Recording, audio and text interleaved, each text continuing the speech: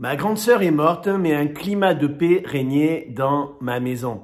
C'est le titre du Boost à foi d'aujourd'hui et c'est aussi l'histoire de mon épouse qui a perdu sa grande sœur alors qu'elle était enfant.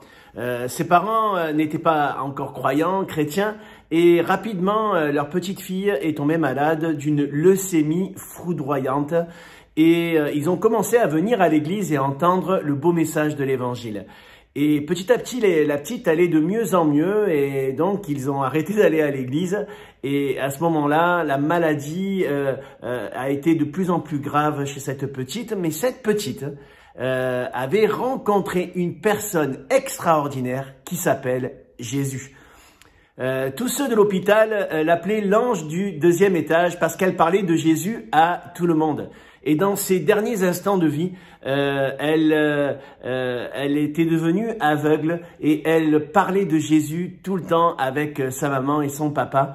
Et arrivé le moment fatidique et douloureux, elle dira à mon beau-père et à ma belle-mère, « Papa, maman, ne pleurez pas, maintenant Jésus vient me chercher ». C'est un moment terrible et on peut avoir un jour dans notre vie vécu un moment de séparation, un moment de solitude intense et de souffrance à cause de la perte d'un être aimé, peut-être même d'un enfant, et c'est vraiment terrible. Et un jour, j'ai posé cette question à mon beau-père. J'ai dit, papy, comment tu as fait pour ne pas pleurer pendant toutes ces années après le départ de ta fille ? Et il m'a dit, mon petit, la souffrance était bien inférieure à la consolation que Dieu m'a apportée. La consolation était bien supérieure à la souffrance qu'ils ont vécue.